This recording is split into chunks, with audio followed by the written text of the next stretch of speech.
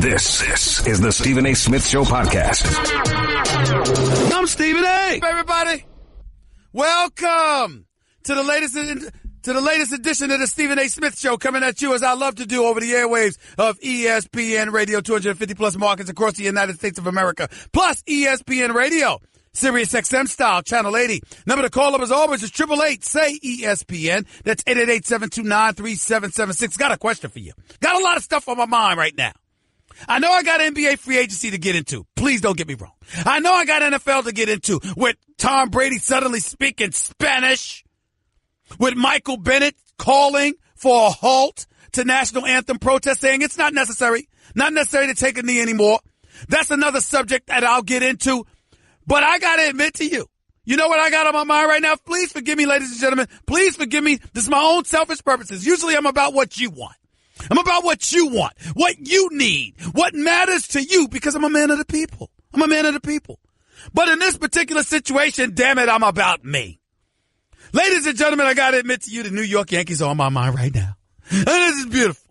Right now, after last night, about 4 different home runs got smacked at 118. They're on pace to exceed last season's total of 241, which led the majors, by the way.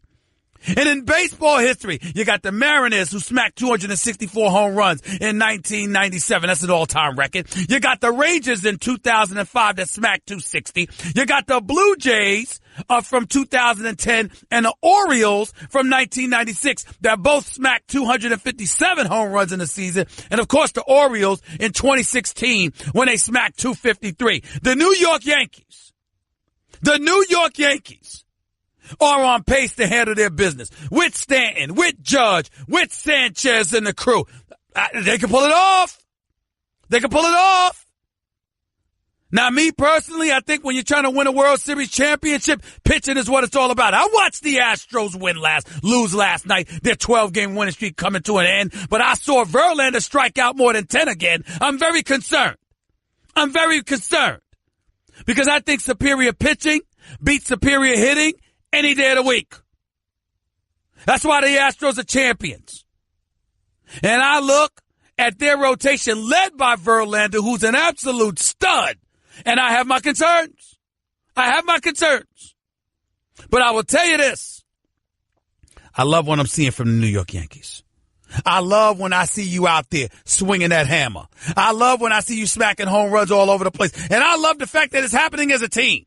See, we could get into the individual awards. Obviously, Barry Bonds has 73 home runs. A lot of people don't want to give him any props for that. They damn sure don't want to bring up Mark McGwire's 70 because of his steroid using self. So they're going to lean towards Roger Maris's record of 61 home runs in a single season. Hell, some people go to route of Babe Ruth, who hit 60 in a 154-game season as opposed to a 162-game season. And those 8 games is why they would take it away from Roger Maris and give it to the great Babe Ruth. But rarely do we talk about teams that are smacking home runs. On far too many occasions, what we talk about are the individuals. That's what we talk about.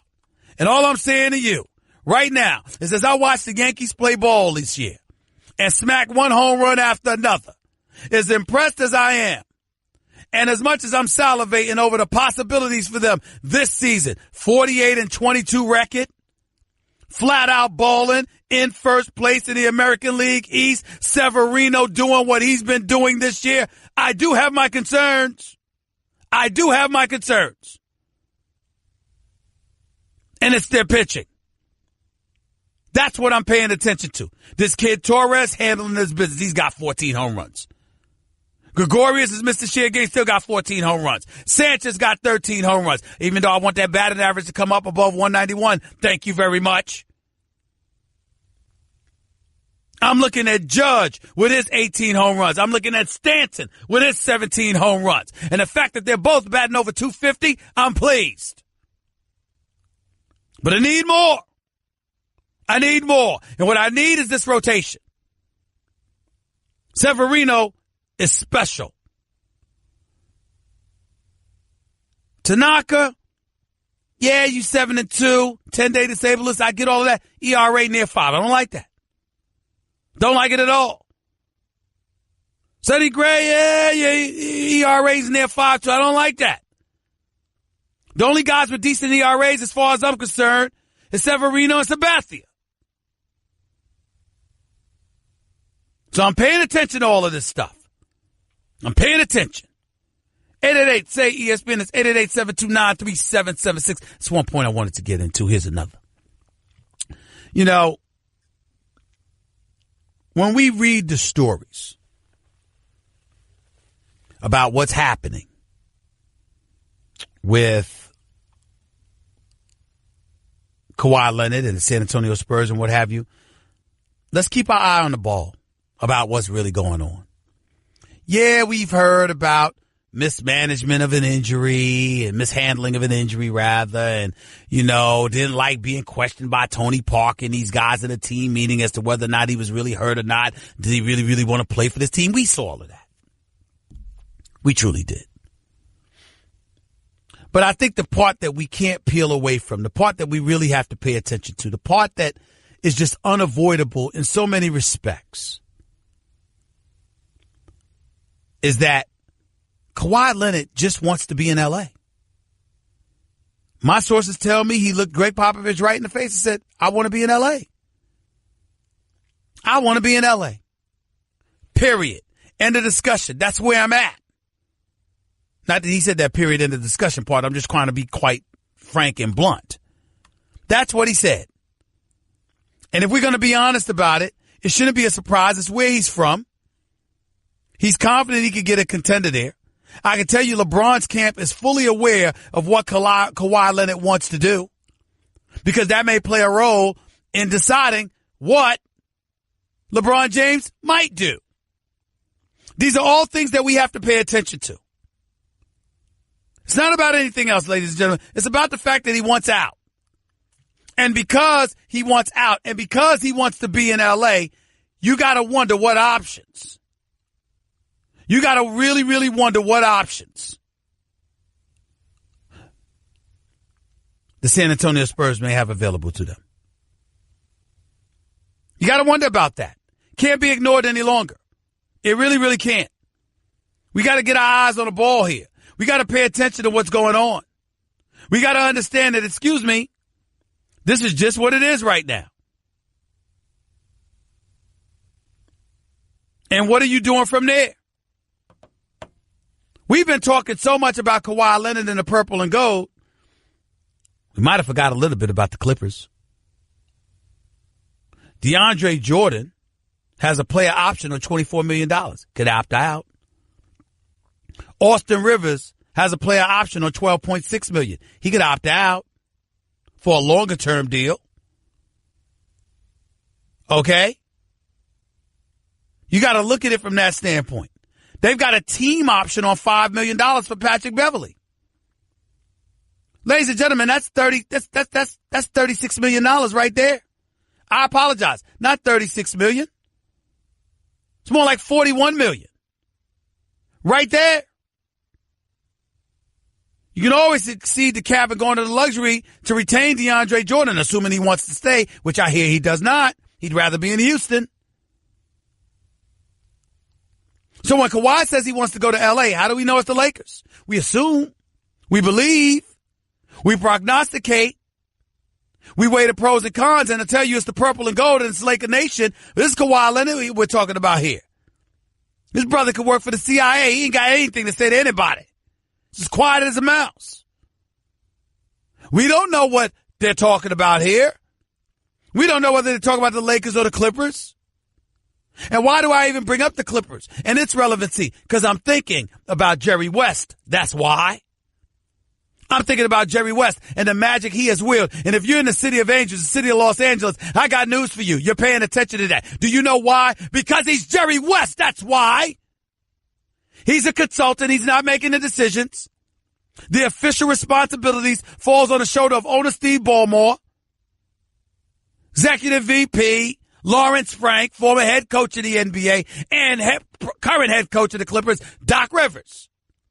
But if you think for 1 second that Jerry West, the Jerry West, doesn't have the ability to maneuver through this terrain, to make things happen, to find a way, to pull something off, you don't know Jerry West. And by the way, let's talk about another competitive element that we haven't thought about. Has anybody thought about Jerry West going up against Irvin Magic Johnson? Has anybody paid attention to that? Let me give y'all a background story, which may or may not be validated or authenticated, but damn it, I'm telling you it's the truth. I ain't asking, and I ain't guessing. Years ago, let me speak to the departure of a Jerry West from the city of Los Angeles, specifically the Los Angeles Lakers organization, as you all know. Long before he arrived in Memphis, before he ultimately arrived with the Golden State Warriors as a consultant, before coming back to L.A. as a consultant under Steve Ballmer for the Los Angeles Clippers, Jerry West was considered arguably the greatest mind we had ever seen in basketball annals as an executive this side of Red Auerbach. Jerry West built teams. I remember one time with the Lakers. Remember that year they had Nick Van Exel and Eddie Jones and Eldon Campbell and all these guys. And Jerry West was in tears because of how these boys balled and had overachieved and exceeded expectation. This is before they got Shaquille O'Neal. It's before they drafted Kobe Bryant, even though Charlotte drafted Kobe Bryant and then they got him and pushed Vlade Divac out the door in favor of Kobe Bryant, obviously. This is before all of that transpired. Let me be very, very clear about what I'm about to say. Remember that? Well, around that time, Jerry West pulled off a heist for the ages. He got Shaquille O'Neal away from Orlando like a thief in the night. Unbeknownst to a lot of people, Dr. Buss, from what I've been told, promised Jerry West $1 million bonus. And once Jerry West delivered Shaquille O'Neal, because that was the bonus, in other words, you deliver him, oh God, I'll do this for you. Once he delivered Shaquille O'Neal, Dr. Buss initially reneged on that proposal. And it infuriated Jerry West. Now, $1 million is not chump change, but at the same time, it's not going to make or break you if you're a high-ranking executive in the NBA, even back in the 90s. But to Jerry West, it wasn't about that. It was about the principle. You shook the man's hand. You gave him your word. And you reneged. Now, I'm sure there are other things that happens while you're working for a particular organization. I'm sure there are other things that may have happened as it pertained to Jerry West and the Lakers or whatever. But I know that happened. That definitely happened. And as a result, he was looking to move on. He's moved on. And now he's back in L.A., but it's for the opposition. And as much as this man respects Magic Johnson and reveres his accomplishments and what he brought to the Lakers franchise, do you really think that Jerry West is standing idly by, looking forward to watching the Lakers resurrected while his Los Angeles Clippers appear to be close to nothing? You really, really think that's happening? You really think he's not working behind the scenes to try to pull something off? You really believe that the Clippers are devoid of the means to do it? But listen, the only thing up for grabs, ladies and gentlemen, if DeAndre Jordan chooses to opt out, which he should because he could get more than the $24 million in this day and age, the only huge contract you have on your books is Danilo Gallinari, who's owed nearly $44 million over the next 2 years. Tobias Harris is entering the last year of his deal at $14.8 million. Lou Williams just got $8 million a year for the next 3 years, $24 million total, which is a damn bargain. He's worth so much more than that. Lou Williams is worth so much more than that. This brother's straight firepower coming off the bench. This brother should be paid. Boy, what a bargain they got with him. You're the Los Angeles Clippers. You might be able to do some things. I'm just saying, y'all, I wouldn't summarily rule them out. I would pay attention to what's transpiring with them competing with the Los Angeles Lakers, specifically with Jerry West competing with Irvin Magic Johnson. 888-SAY-ESPN. It's 888-729-3776. Keep in mind, excuse me, keep in mind that if you're the Los Angeles Lakers, you have immense pressure.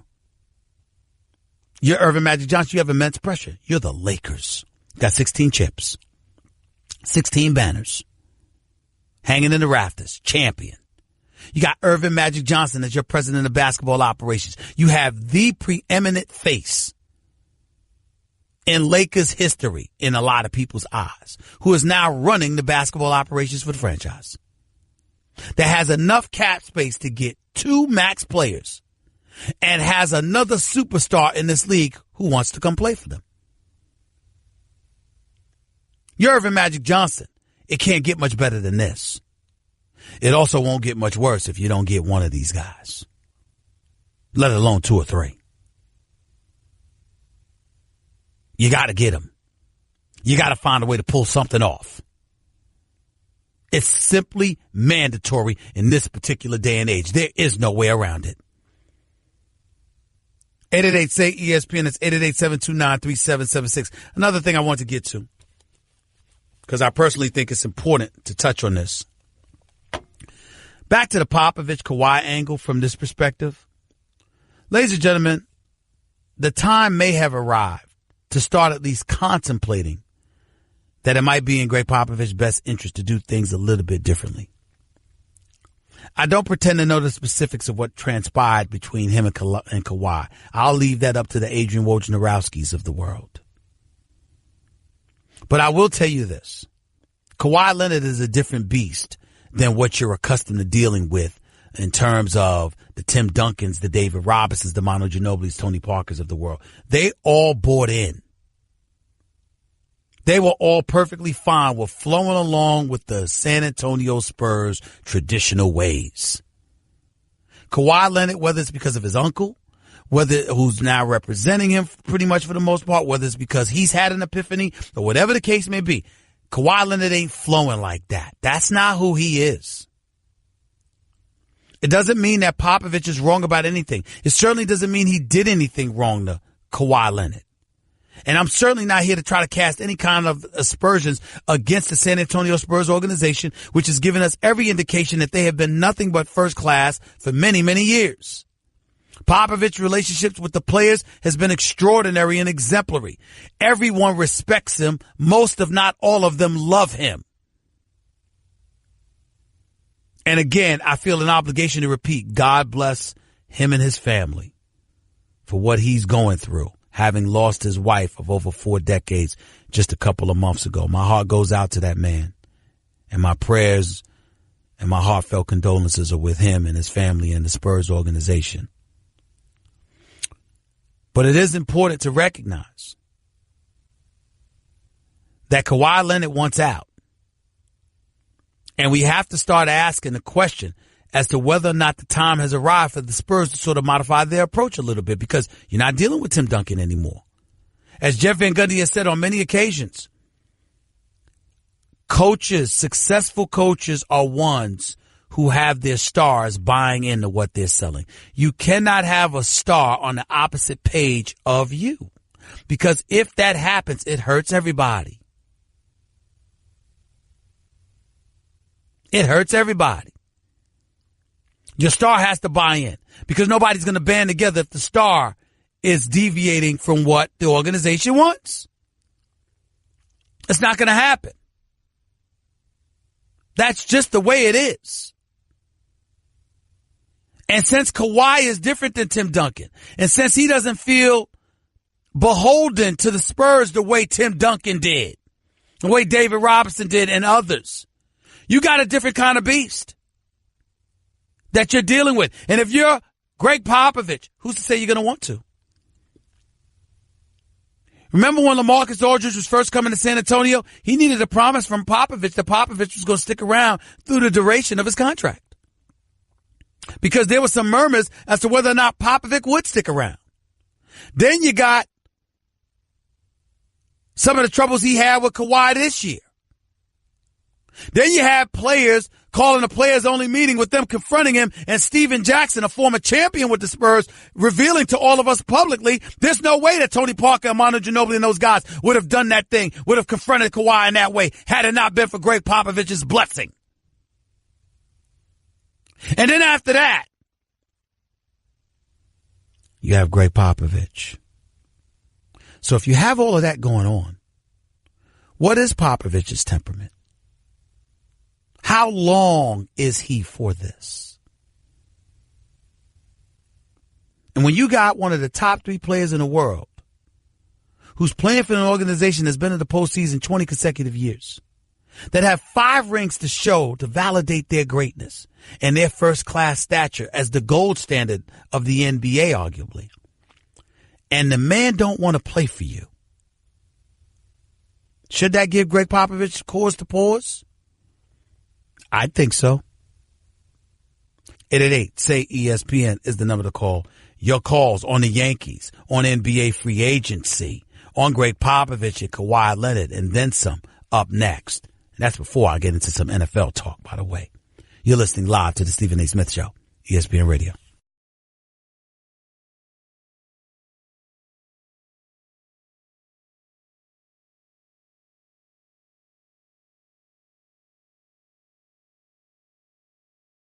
Washing my nose, oh yeah. I'm a shower curtain, and I do one thing. Keep water from leaking everywhere. So you see why I feel useless compared to Geico, who does so much more. Like, not only could Geico save you money, but they've been around for over 75 years. And they give you 24/7 access online, over the phone, or on the Geico app. And they've got a 97% customer satisfaction rating. They do all this while I have to listen to this chucklehead. Oh, good, he stopped. Washing my toes. Oh, great, an encore. Geico. Expect great savings and a whole lot more. You're listening to the Stephen A. Smith Show podcast. Mixon in the Bronx. You're live with Stephen A. What's going on, man? How are you? Steven, what's going on, brother? How's everything? I'm good, man. Talk to me. What's up? Remember when they called after that 9-9 stand, Giancarlo, 5 strikeouts, everybody's crying? I told you, we'll be fine. Stop right there. Stop right there. Stop. Whoa. Don't lie. Don't misrepresent your position. The fact of the matter is nobody was saying that the guy was a bust. What we were saying is, damn it, you can't strike out 5 times in one game. I mean, that's pretty bad. It doesn't matter what he's doing right now. It's still bad. Mixon, if he struck out 5 times tonight, I'd still be saying the same thing. I mean, damn, foul the ball off or something. It's just a bad look to foul the strike out 5 times in one game. You even got to admit that. Absolutely, but you know what?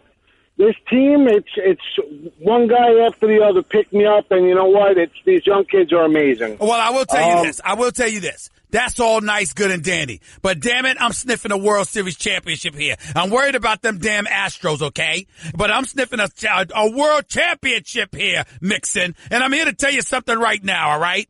When you're striking out 5 times in one game, or you got other guys that's picking you up, but they're young, how confident is that going to be for you when you're going up against experienced championship caliber pitching come postseason time? Come on now. You know your baseball, Mixon.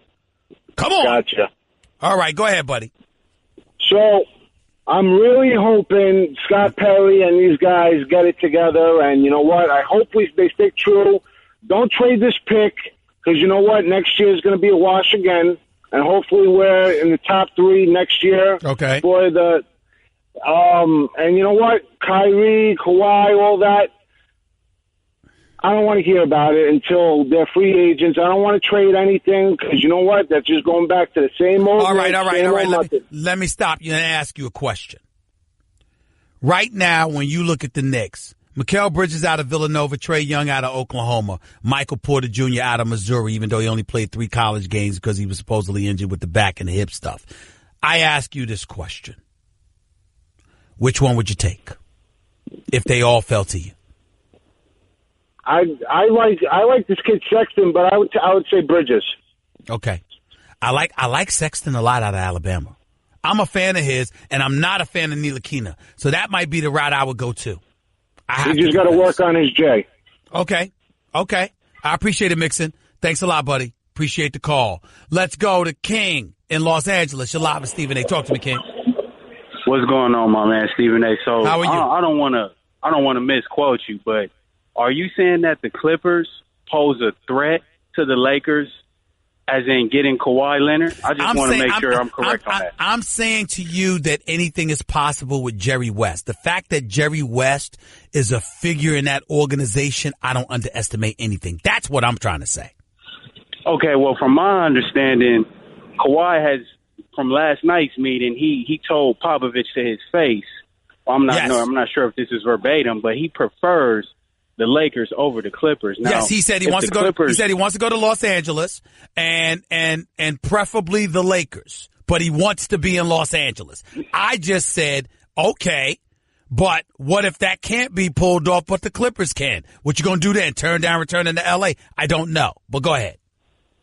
Well, my thing is this. We all know why he prefers the Lakers over the Clippers. That's pretty much self-explanatory. No question. And I think the uncle is angling him towards the Lakers for this exact reason. The uncle may be from that Magic Johnson era where he grew up just like you. He probably loves Magic and believes in him just as much as you does. So maybe that's why the uncle is trying to steer Kawhi towards there, because he knows there's a richer organization. You know, the Lakers are loaded with assets, and they can get more done for Kawhi as opposed to the Clippers or any other team out there. Okay. Listen, here's the bottom line. If you're Kawhi, you want to be a member of a star-studded organization in your hometown. I can't hate on that. That's really what it comes down to, King. Doesn't it? You're right about that. All right, bro. Thanks a lot for the call. Appreciate you, man. Ray in Brooklyn, you're live with Stephen A. What's up, Ray? Stephen A.Smith, is always a pleasure, brother. Always Thanks for a taking pleasure, the phone man. call. Thank you. Go ahead, buddy. Yo, Stephen A., real quick, at the morning time, the gas station that I go to, Rob, they always, they got this thing called gas station TV, right? Yeah, Stephen I see A., it. they got this.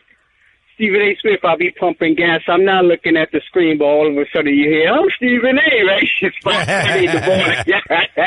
It's terrible. They always show your rants, too. Yo, Stephen A., you became my morning going. I'll be laughing. Stephen A., as far as the Yankees is concerned, I was listening to the Michael Kay show the other day, and somebody said something prolific, something I've been thinking, that the Yankees aren't really running on all cylinders right now, and yet they're still a force to be reckoned with.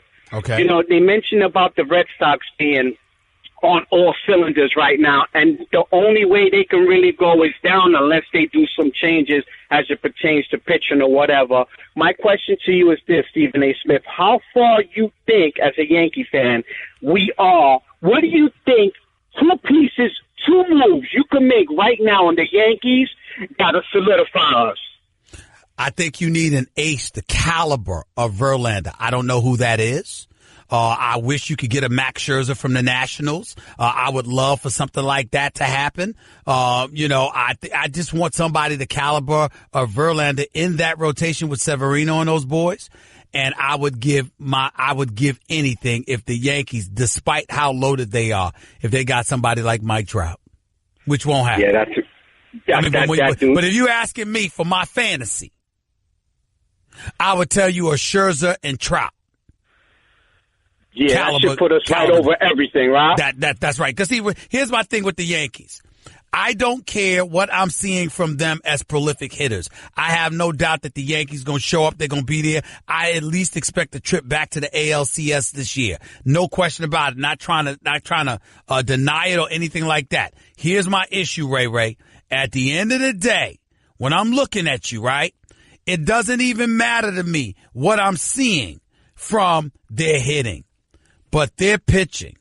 With Verlander and Keuchel and these boys and Cole. Listen, you got a 3-headed monster in Houston that's going to be there waiting for you come postseason. That's my 100%. That's my concern. That's my concern. And then when you look at these ERAs, Verlander's got a 160 ERA, man. 160. Now, Keuchel's been struggling. We understand that. Cole's at 259. 259. I'm just looking at them right now, and I'm saying they're going to be in the way. They're the reigning, defending World Series champions for a reason, Ray. They're going to be in the way. 100%. And it's not like the Mariners is going to do the job for us. We're going to have to do it. I'm not worried about anybody in the National League. I'm not worried about anybody else in the American League. I'm worried about the Houston Astros. I'm worried about one team. As a Yankee fan, I'm worried about one team. One. And that's it. I ain't worried about no damn Dodgers. I ain't worried about no Red Sox. I'm not worried about Cleveland. I'm not worried about Seattle or anybody else. I'm worried about one team. What? Those are reigning, defending World Series champion Houston Astros. I'm sorry. That's who I'm worried about. That's it, Ray. Nobody else. I'm not even concerned about anybody else. Yankees healthy, they going back to the ALCS unless they run into the Astros.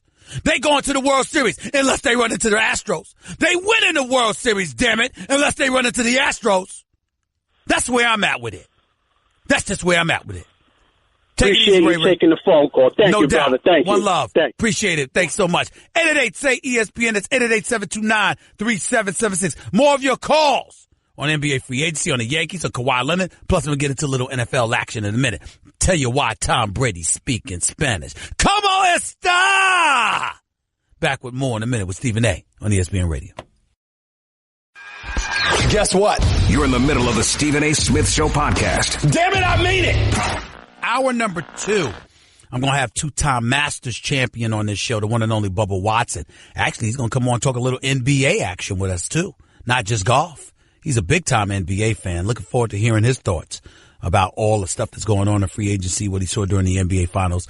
Obviously, what transpired this past weekend at the U.S. Open, so that'll be interesting to see. Plus, the great Jay Bilas, college basketball analyst extraordinaire. This NBA draft coming up. It'll be very, very interesting to talk to him as well. Looking forward to talking to my buddy Jay Bilas at the top of hour number 2 of the Stephen A. Smith Show right here on ESPN Radio. Before I get to the calls, let me say this about Tom Brady. Suddenly speaking Spanish. You know, number 45. Reminding everybody that he's planning on playing until he's 45. Well, that's nice that he reminded us.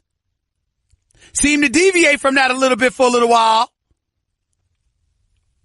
You chirping about playing until 45 until Garoppolo gets traded. Then after he gets traded, here you are making noise about something totally different. Doesn't work that way. Tom Brady doesn't get a pass on that.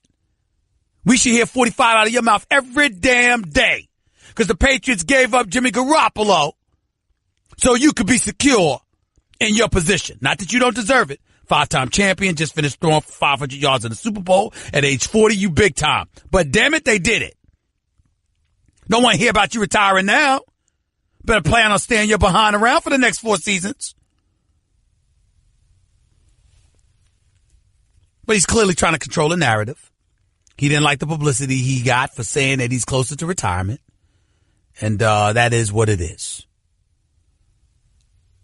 Him and Belichick clearly ain't on the same page, though. Tom Brady's more of a maverick these days than ever before. Don't blame him, though. I'd be, too. It's time Belichick start kissing his ring a little bit. Belichick's not like Belichick had success without the man. 888-SAY-ESPN. It's 888-729-3776. Javan in Jersey. You're live with Stephen A. What's up? Good afternoon, sir. How are you? I'm all right. Go ahead, buddy. Hey, man, I need to just get straight to it. I'm a diehard Packers fan. Diehard. Yep. I need to know honestly if you think that bad man got a real chance this year. And of what? I also wanted to know of what? What you mean? A real chance of what? I want to know if you think we got a chance to get to that dance this year. Oh, the Super Bowl. Well, listen, man. You, first of all, if you're going to get to the point, you got to make your questions clear. You on national radio in front of the national audience. You got to make sure I know what you're asking. No, I don't think they have a chance because they don't have much of a team around them. Aaron Rodgers is the greatest quarterback I've ever seen, but I don't think he has enough around him, and that's my problem. What's your second question? Okay. Do you feel that we fixed our secondary with this NFL draft? I don't know. I got to see them play. I'm in no position to answer that question until I see these brothers perform. All right. That's where I'm at with it. Appreciate you. Thank you so much. Let's go to Tony in West Palm. You're live with Stephen A. What's up? Como estás, Stephen A. Smith? Como está? Como está? What's up, man? Just a quick question, man. You know in the league how you do. Could you see a scenario where, let's say, San Antonio, Portland, and Charlotte get into a three-way trade talk, and Leonard over to the Portland Trailblazers, Kemba over to the Spurs, and Charlotte picking up, let's say, C.J. McCollum, and they deal with all the picks and whatever, and send a couple picks here and there. Could you see it? No. I think that's too much. I think it's too much to expect right now. I think everybody's trying to figure stuff out. But it's good that Kawhi let Popovich and them know this before the draft, because the draft is where a lot of wheeling and dealing goes on, and obviously people are in a better position to make things happen. And I think that's what you got to pay attention to. But I appreciate the call, Tony. Thank you so much. Rob, you're live with Stephen A. Go ahead. Real quick, Rob. What's up, Stephen A? I think I like Kawhi Leonard going to L.A. He's got time. He's got crafty players over there in L.A. that, with his experience, his knowledge, his chips, he could help develop Kuzma and Ingram. They'll only get better with with Kawhi being on the squad. And as far as the Knicks, Stephen A., what you think about how are we ever going to get a superstar here? Listen, you're going to have a chance next summer, and I appreciate the call, Rob, because I got to get ready to go. But you got a chance next summer. I mean, you got Klay Thompson, who's not a superstar, but he's a star. You got Kyrie Irving, okay? You got Jimmy Butler. You possibly might even have Kevin Durant available in the free agency. You know what? You got to make it attractive enough. Listen, these guys make money no matter where they go. They're marketable in the age and the advent of social media no matter where they are. And on top of it all, they don't have to deal with the microscopic media attention in New York that comes with being in New York. So there's a lot of incentives not to come to New York. And I didn't even bring up James Dolan. Damn. Hour number 2 up next with Stephen A. on ESPN Radio. That's just a sample of what you'll hear on the Stephen A. Smith Show. Weekdays at 1 p.m. Eastern on ESPN Radio and the ESPN app. This is the Stephen A. Smith Show podcast. I'm Stephen A. Welcome to hour number 2 of the Stephen A. Smith Show, here with you over the airwaves of ESPN Radio, as I love to be every weekday. ESPN Radio, 250-plus markets across the United States of America, plus ESPN Radio on Sirius XM, Channel 80. It is my honor and privilege to have my buddy on the line with us, a foremost authority on the sport of college basketball, knows all sports, by the way. Brilliant dude, very funny, by the way, as well. He's my buddy. The one and only Jay Bilas is on the line with us right now. What's going on, man? How you doing, buddy? I'm doing great, Stephen A. How you doing? I'm doing great, man. Thank you for taking time out of your busy schedule to talk to me. How are you feeling about this draft? I'm feeling it's a really good draft, and there are a lot of really good players. I'm a little uneasy that I think there are a lot of hard calls in this one. It's not like the 03 draft or something where you felt like there were a bunch of no-brainers that you just say, well, this guy's the best player, or LeBron's the best player, that kind of thing. I think there's some reasonable debate here, and you don't know automatically that you're going to be right. It's interesting that you bring that up, because I think it starts right off with the number 1 pick. Now, to me, it's a no-brainer. DeAndre Ayton is big time. You can't teach 7 feet. He shot 34% from three-point range, has some moves around the basket. Some people have called them having Shaq-like potential coming out of LSU years ago, even though his defensive prowess is lacking. But he played at Arizona, and Phoenix has the number 1 pick. To me, it should be a surefire bet that he's number 1. What are your thoughts about that, Jay? That's who I take number 1. I think Ayton is the best prospect and the best player in the draft. But here's where I'm coming from when I mentioned that before, Stephen A., is that if you had the choice between DeAndre Ayton right now or Steph Curry right now, who would you take? Wow. Because that's really kind of the decision that there are some players in the draft that you're saying, well, maybe this guy's going to take off. He's got the ability to take off and be a great player, and Luka Doncic is one of those guys.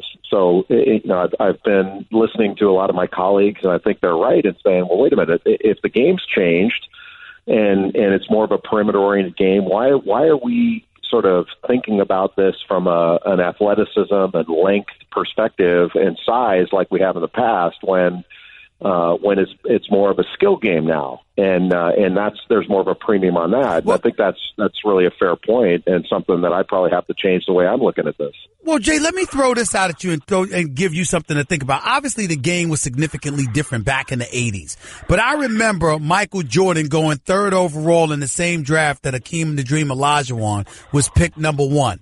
Even though Michael Jordan is obviously Michael Jordan, I have never heard one criticism aimed towards the Houston Rockets for Olajuwon being picked number 1, because you can't teach that size and ability to go along with it. I would think that would be a big support position for DeAndre Ayton in this draft. What about you? Yes, and don't get me wrong. I mean, and you're not, but the idea that you have to draft in the year you're in.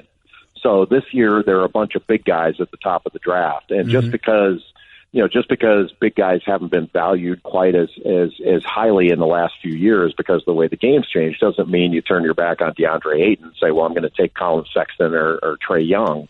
I don't think you can look at it that way. I mean, you don't want to, while you don't want to get overwhelmed by size and athleticism and length and all that, you don't want to dismiss it either. And not everybody's playing small ball.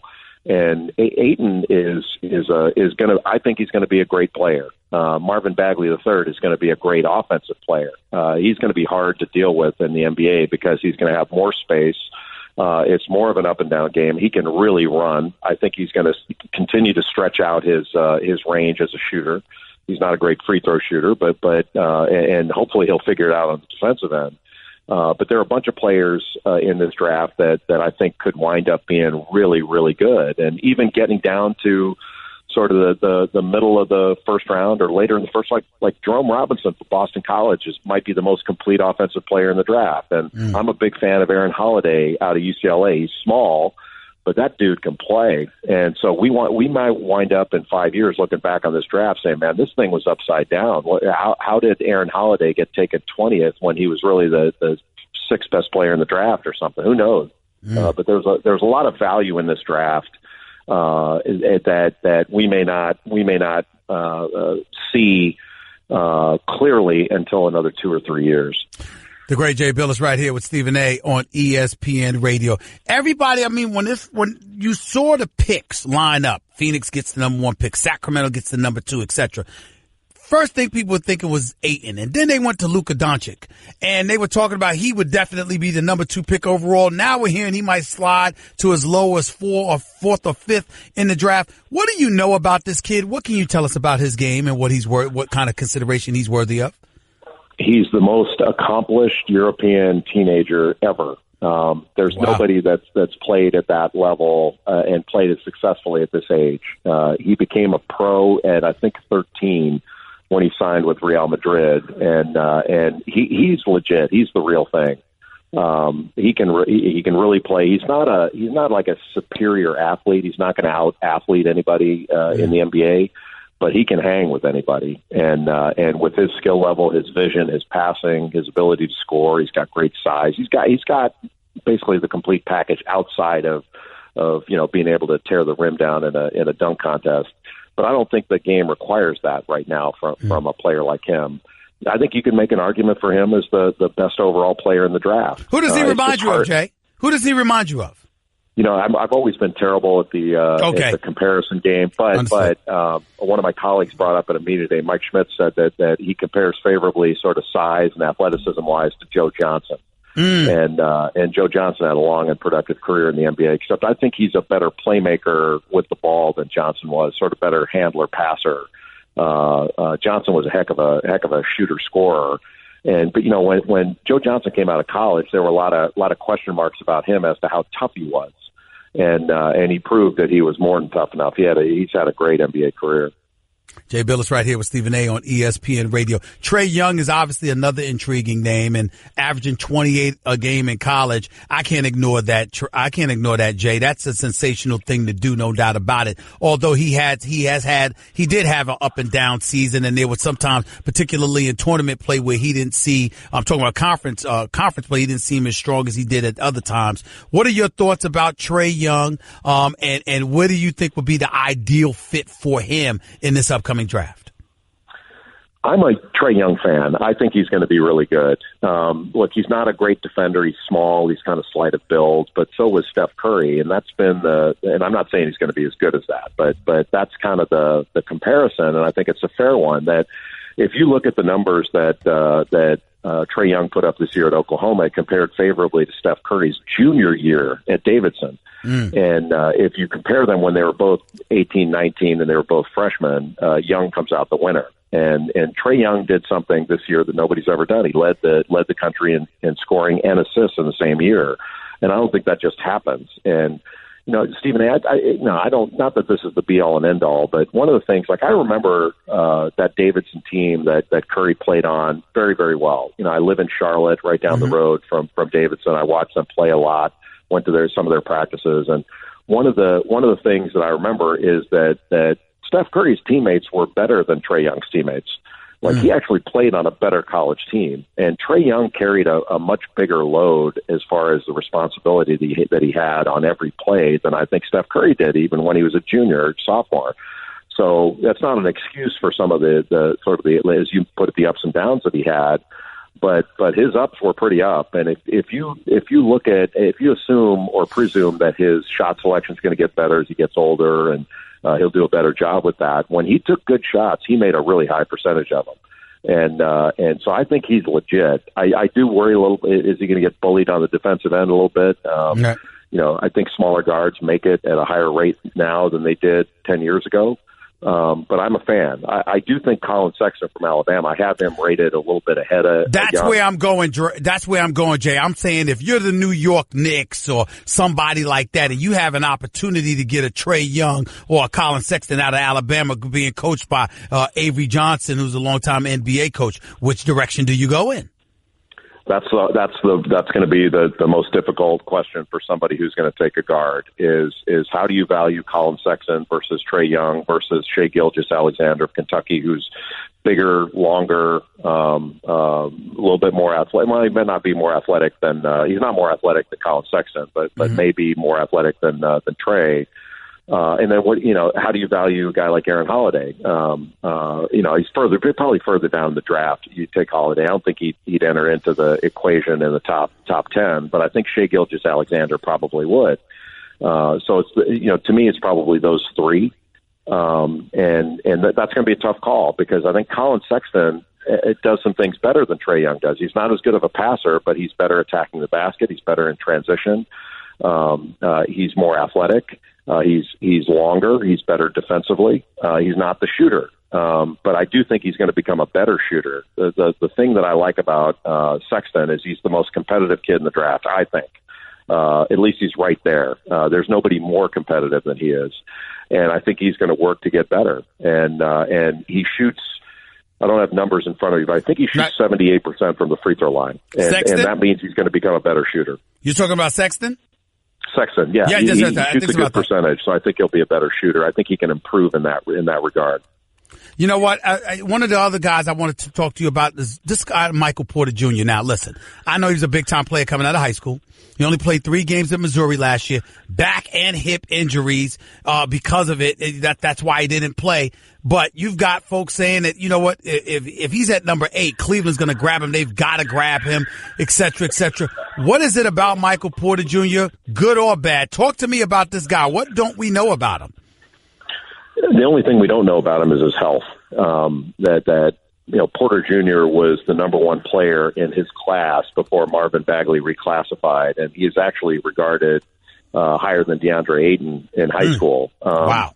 Best big man shooter in the draft, and it's not a close call. He can really shoot it. Beautiful form, really good range, rises up quickly, high release, everything you want. All the X and O stuff. Fluid athlete. He's got the complete package. Very, very skilled. There were some questions about him in high school about, how tough is he? He's homeschooled. Does he play well with others? All that kind of stuff. He's a vegetarian and how's that going to factor? Like that matters, as far as his health is concerned. Mm-hmm. The only thing that matters to me would be he's got the talent of a number 1 overall pick, even this year. But it's all about his medical. So if the doctors were to say, hey, listen, we red flag him, we don't believe in his back, we think it's a long-term problem, then I would stay away from him. Right. At some point in the draft, then the risk becomes acceptable for that level of talent. The last guy I remember that you're saying, wait a minute, where does this go is Brandon Roy. Because, I thought he was the second best player the year he came out, but there were questions about his knees and how long he would last. And it turned out he didn't last that long. He lasted 6-7 years, something like that. And they were really productive 6-7 years. He was great when he was playing. He was special. But I don't know I don't know the right spot. I can tell you that I have Michael Porter Jr. rated number 7 in this draft, and I can't really explain why, because his talent is 1 or 2. But if his medical's so bad, I wouldn't even have him number 7. I'm just it's almost like I arbitrarily picked that because it felt right. But I don't have any reason because I haven't seen his medical. I don't know. I don't know what it says. So I don't know where to come out on that one. It's just a eye of the beholder thing, really. Jay Bilas right here with Stephen A. on ESPN Radio. New York Knicks have the number 9 pick. I'm a New York Knicks fan. That's why I'm asking you about them. I've heard about Mikal Bridges out of Villanova. You hear about Sexton. You hear about Trae Young. Now I'm hearing about this kid, Kevin Knox, out of Kentucky. He's only 18. Would that be a good pick for the Knicks? I think it could be. I think he's one of the more undervalued players in the draft that you're not hearing as much about. I think there's been more talk about him lately. But Kevin Knox has size and length. He's a terrific athlete, and he can really shoot it. He's an excellent shooter. He can shoot off the dribble. He can shoot the range. He can post up. It comes off screens. I mean, he's really, really good. It's funny, Stephen, I was not that high on him early in the season when I'd watch him play because he looked a little sleepy out there. I wasn't sure he could take over. He was assertive. And then I saw him at West Virginia. I was on the game at West Virginia with Dan Schulman, and Kentucky was on their way to get blown out in that game. They were going to get crushed. And he turned it on, had 34, and I don't want to say single-handedly, but it was just about single-handedly won that game. And we walked out of there, and Dan Schulman looked at me and said, lottery pick. And I was like, well, I don't know. And then the more I thought about it, I was like, you know what, Schulman's right. That dude's a lottery pick. And I think he's going to be tomorrow night. Jay Bilas right here with Stephen A. on ESPN Radio. Just a couple more questions, Jay, before I let you go. In this draft, who might be this year's Donovan Mitchell? Somebody that's just gifted and special, but somehow, some way gets picked like 13th. Who's that guy? It could be Knox, who we were just talking about. It could be somebody like that. It could be Aaron Holiday that we've talked about a little bit. That flies under the radar a little bit, but he's a really good athlete. He's long armed. He can really score. He's going to go, in the middle of the draft, go to a team that has a need. I think it's less likely at the top of the draft is, when you go into a team, or even at the bottom of the first round where you go into a team that's already established. You're not going to find as many players like that. But some of these guys are NBA ready. Like, last year, Jason Tatum did such a good job, and Donovan Mitchell. Like, I didn't anticipate Donovan. I knew he was going to be good. I remember, like after the draft last year, Quinn Snyder and I talked, and we were teammates in college. And he was asking me, what do you think of Mitchell? I said, I think he's really good. And I remember Quinn saying, well, we think he can be like Russell Westbrook. And I was like, holy cow, really? And they were right.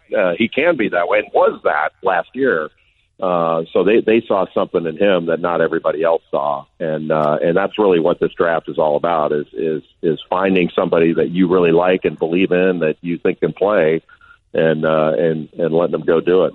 Real quick, this guy, Lonnie Walker out of Miami, this 6'5" shooting guard. What are your thoughts about him? I'm hearing a lot about him, too.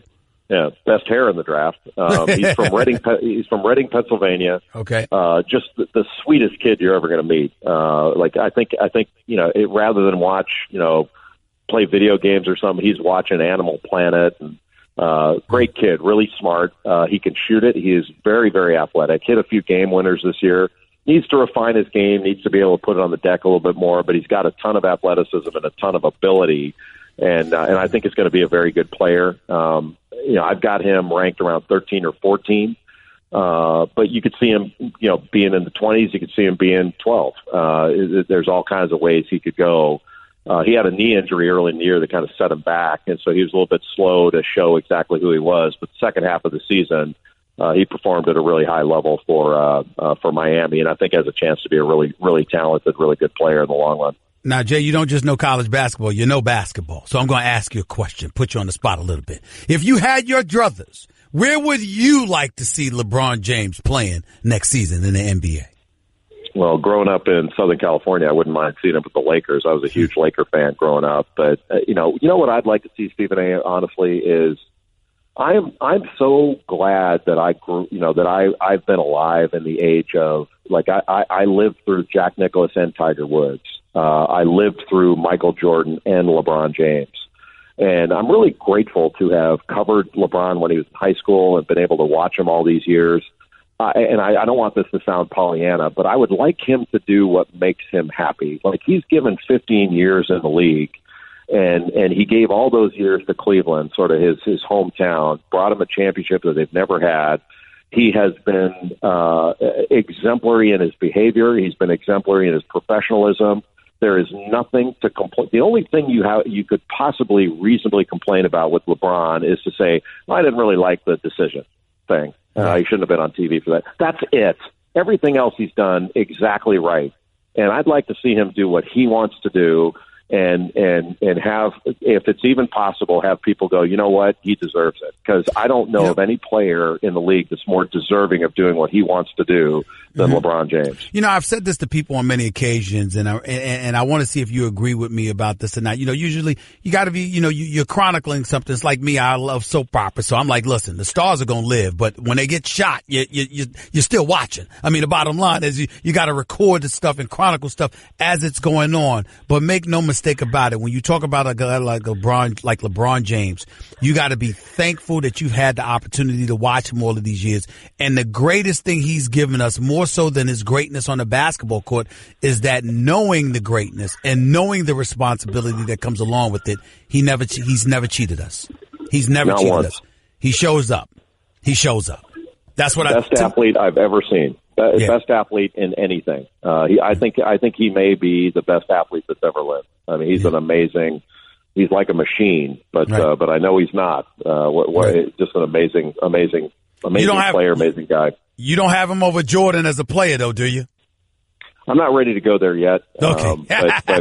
But they're on. Let's put it this way: they're on the same shelf. Yes, they are. Appreciate you, Jay Bilas. Thanks so much, boy. Looking forward to watching you during the draft, man. Thank you. Well, you're on that same shelf too, Stephen A. Great to hear with you. Thank you, buddy. You take it easy. The great Jay Bilas right here with Stephen A. on ESPN Radio. 888-SAY-ESPN. That's 888-729-3776. He'll be covering the draft for ESPN. Does an outstanding job. That's the first time Jay Bilas and I actually had the pleasure of working with one another when we were on the panel for the NBA draft together about a decade ago. Plus, obviously, I've shown up with him a couple of times for college basketball game day with him, Jay Williams, Coach Greenberg, and Reese Davis, and these guys. They're just phenomenal. They know what they're doing. They know what they're talking about, and they're absolute pleasures to work with. Just class personified across the board. And they really, really know their stuff. I love all of those guys, and obviously, especially Jay. Bubba Watson's coming up next. Two-time Masters champion extraordinaire. You are listening live to the Stephen A. Smith Show, ESPN Radio. I don't know how else to say this, so I'll just say it. What is it, Linda? I think we should see other people. Are you breaking up with me? On a roller coaster? Well, we do have a lot of fun. Maybe we should stay together. An emotional roller coaster? Surprising. What's not surprising? How much you could save by switching to Geico. I just need a little me time. Geico. 15 minutes could save you 15% or more. You're listening to the Stephen A. Smith Show podcast.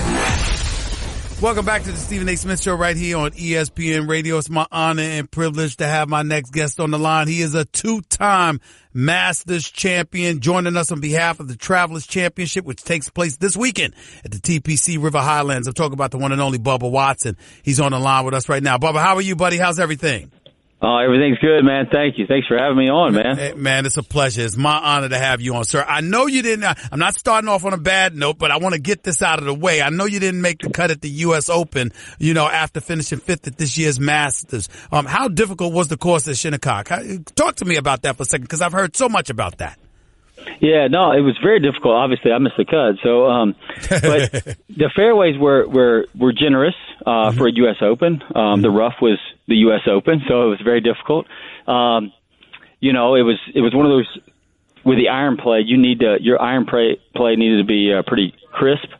Need to have the right yardage because it runs off. They cut the rough around the green, so it ran off a couple yards, 20 yards, 30 yards here or there, and made it very difficult. And so if you could have your iron play where you need it to be, you could score around that golf course. And when I say score, that's relative. It just you could play decent around that golf course. And as it showed over the weekend, you know, it was very tough, very difficult. But you know, we had a great champion at the end of it. Brooks, pretty deserving champion as well. He played the last 3 days. You know, it's interesting because you saw so many of the huge names in the sport of golf that didn't make the cut either, and Spieth and Rory and other guys. You know, is it good for the game of golf? I mean, you know, as somebody, I'm a fan. I watch the sport, but not as religiously as I watch the NBA per se. Is it good when you have these marquee names that haven't made the cut in a particular tournament or so, or is that just par for the course and it's not a big deal in your eyes? Well, first of all, I watch the NBA more than I watch golf too, so we're on the same page on that. Right. I'm interested in what's happening coming up pretty soon on the NBA. But I'm going to ask you about that. But go ahead. Yeah, for sure. Let's talk about that instead. No, I think that's the beauty of golf, right? There's so many good players around the world because of Tiger Woods. Tiger Woods has created a buzz around the world. Tiger has created golf around the world, fitness, all these things. So younger kids are coming from everywhere, every walks of life, and so. You know, I think it is, and then they're setting up the golf course so difficult. All it takes is one swing, one bad thought in your head, and you miss the cut, and then you come back and win the following week. So it's not like the guys that missed the cut. There's a couple guys that missed the cut that played bad, but you know, a lot of times you miss the cut, no matter what tournament it's in. You think you're playing good, and you know you're hitting the ball good. You're just not scoring. There's a lot of things that factor into why you miss the cut or things like that. So you can play good and miss the cut. I've had a couple of times in my career where I've missed the cut and then won the next week. And so, you know, it's not that you're playing bad, it's just the setup and everything just is getting to you. And that week the golf course is better than you. You brought up Tiger Woods. How are you feeling about him right now? Some of us look at him and say his days of being a regular contender appear to be over, but obviously that might be a bit presumptuous. What do you make about what you've seen of Tiger, and what are your expectations of him moving forward? Well, we got spoiled, right? We had Tiger Woods in front of us, and we got to watch him. And some of the young kids coming out now, they've seen old footage of Tiger, but I got to see it firsthand. And you know, we want it. We want Tiger. We want the roars of Tiger. We want his fist pumps. We want it all, right? That's same as when Michael Jordan, same as LeBron James, Kobe Bryant. I mean, we can sit here and name Jack Nicklaus, Arnold Palmer. We want those to keep playing. We want them never to age, right? Because we want to see greatness. So that's the hard part. First of all, before the surgeries and anything, age will always catch up with you.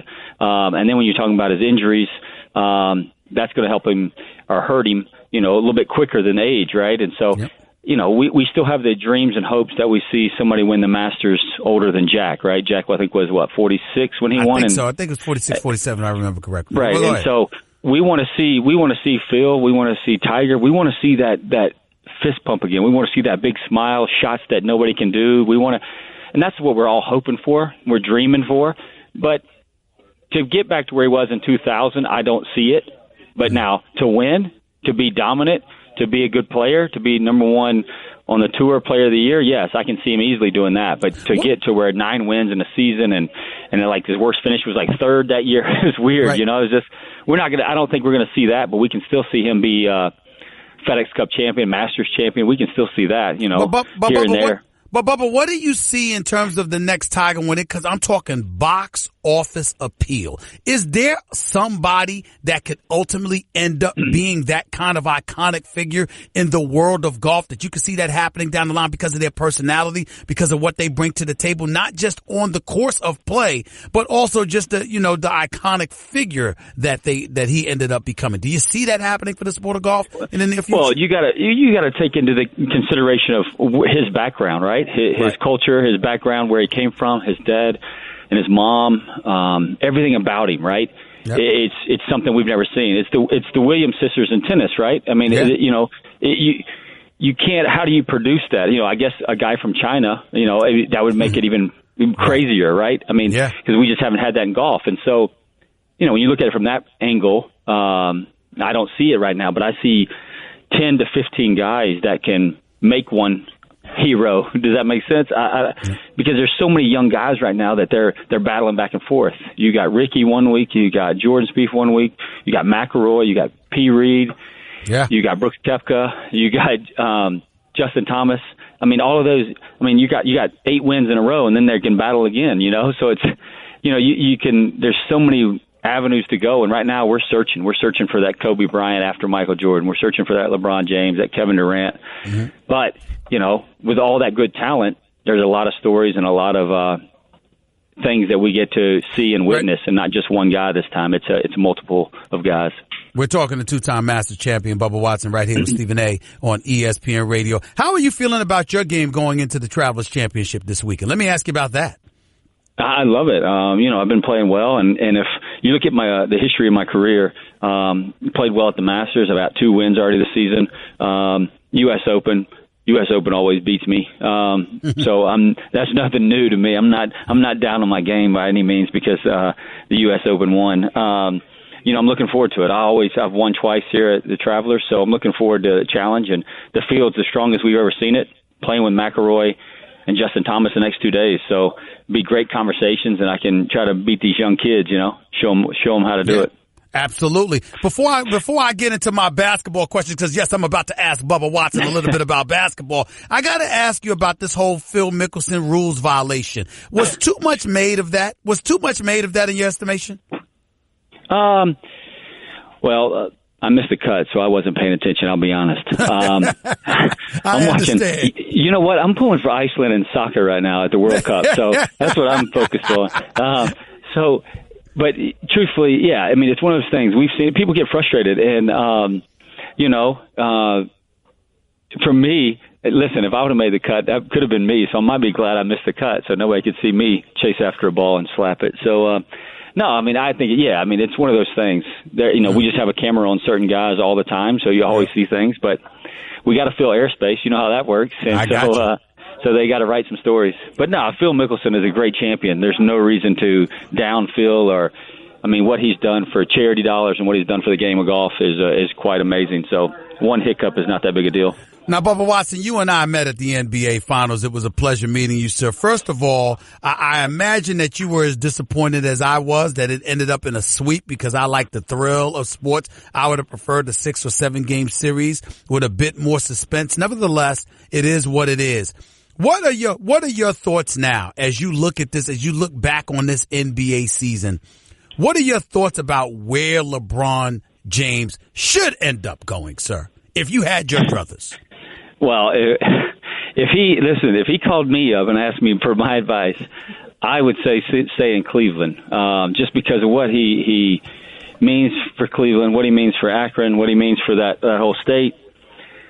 Going away and coming back and delivering a championship. Obviously, as everybody knows, it's not just him; it's the people around him.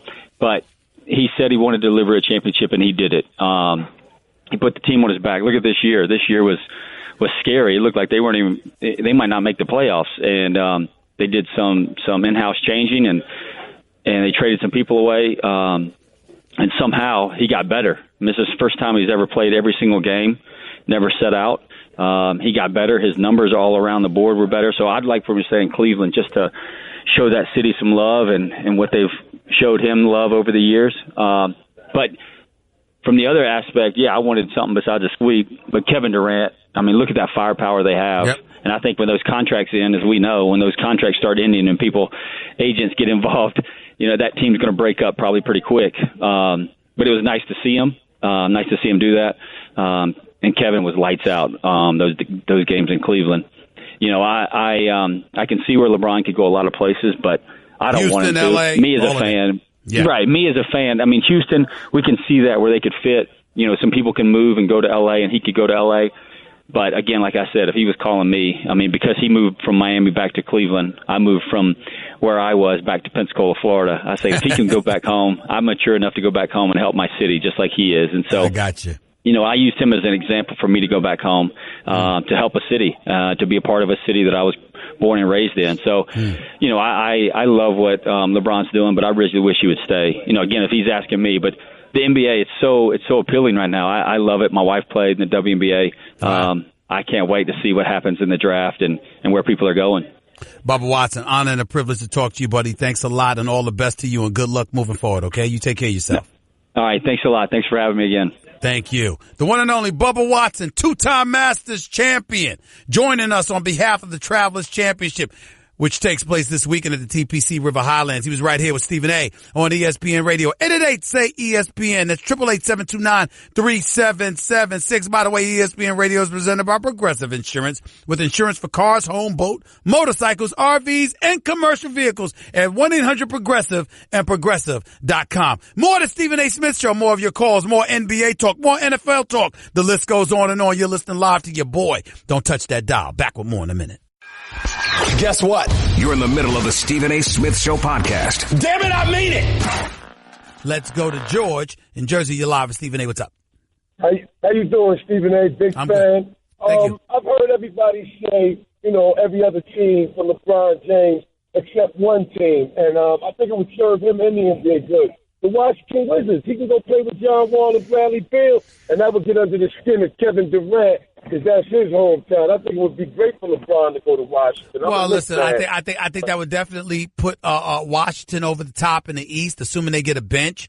But I don't think he's inclined to go to Washington. Personally speaking, I think Kevin Durant would be a better fit in Washington than LeBron James, because I think he'd fit better with Bradley Beal and John Wall than LeBron with John Wall, because both are ball dominant. But that's just me. Appreciate the call, George. Thank you. Jose in Brooklyn, talk to me. Stephen A., I think the best scenario for LeBron James would be for him to sign a 2-year deal with Houston, and he could be able to opt out after his first year, and then wait and see what the Knicks look like, and see if he could play with Klay Thompson and maybe Kyrie Irving with the Knicks after the season. That's wishful thinking, not to mention the fact you're asking a guy approaching his 16th year in the NBA to think about making not just one more move, but a couple of more moves. I don't know if that works for him at this point in time in his career, but good try. Brian in Denver, you're live with Stephen A. What's up, Brian? Stephen A., huge fan. Thank you. I just wanted to call and get your thoughts on LeBron buying the Cavs and being the biggest legend Cleveland's ever seen. Well, it's possible. I mean, I definitely think it's plausible. You've got to have the NBA's Board of Governors who wants to let you in their good old boys club. We're not sure that's going to happen, even though I think it's entirely possible that it could with LeBron James, because he's such a model citizen, not to mention the fact that he's got the cachet, the money, the name recognition, et cetera, especially if he wants to buy the franchise in Cleveland. I think that's something that would bode very, very well for them, but that's a long, long way off in my opinion. We'll see. Chris in West Palm, you're live with Stephen A. on ESPN Radio. What's up, Chris? Hey, Stephen A.